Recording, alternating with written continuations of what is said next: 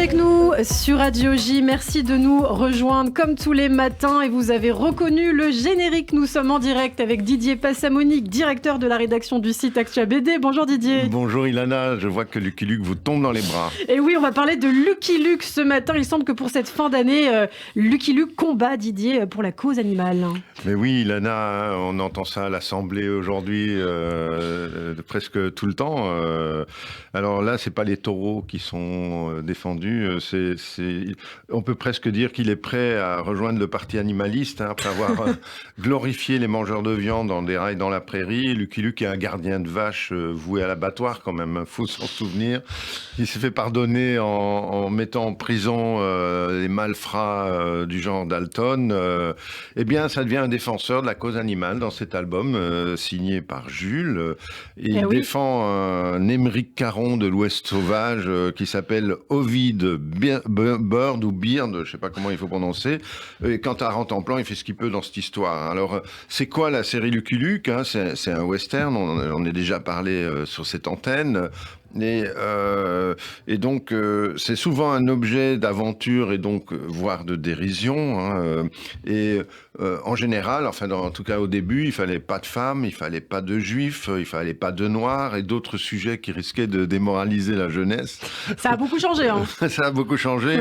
Et puis, depuis, les femmes ont cessé d'être d'affreuses viragos au langage de Chartier. Hein, bonjour, Calamity Jane.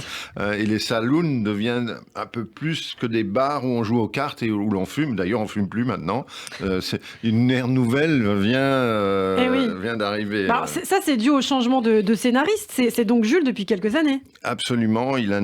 Jules a pris les manettes de la série. On constate une volonté de ne pas éviter les sujets qui fâchent. Hein. La Terre promise évoquait l'immigration juive. Un cow-boy dans le coton, celui du racisme à l'encontre des Afro-Américains aux États-Unis.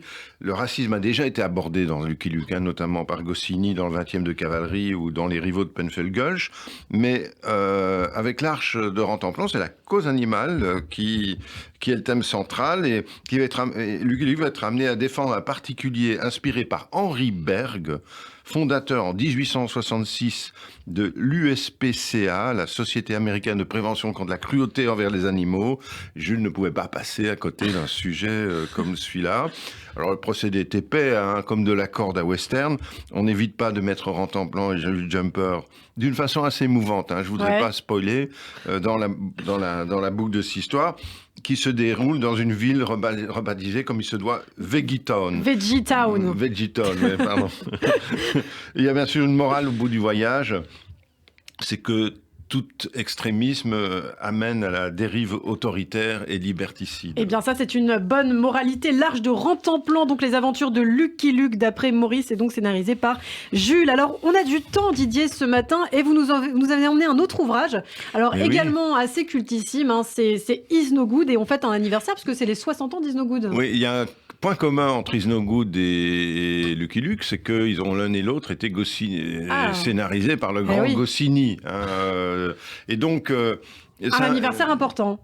C'est un anniversaire important. C'est un moment charnière dans la série puisque dans le précédent album, Moi président, Nicolas Tabary passait le relais au dessinateur Elric. Hein. Nous l'avions trouvé plutôt réussi. Et le jeune dessinateur Elric reprenant avec humilité le dessin un peu grimaçant de Jean Tabary. Au scénario, il y a Olivier Andrieux qui est un goscinologue, un spécialiste de Goscinny, et Jules qui était également de la manœuvre. Partie. Il a fait un ou deux épisodes dans cet album. Ici, il s'agit donc d'un anniversaire. Vous saviez que Is No Good, Ilana, était né dans le petit Nicolas. Ah oui, je savais pas. En fait, il y a une histoire du petit Nicolas où il y a un pion qui est en train de raconter aux enfants pour qu'ils dorment une histoire de calife qui veut devenir calife à la place du calife. Et donc, à partir de là, Goscinny en a fait une histoire, une espèce de parodie des Mille et une nuits.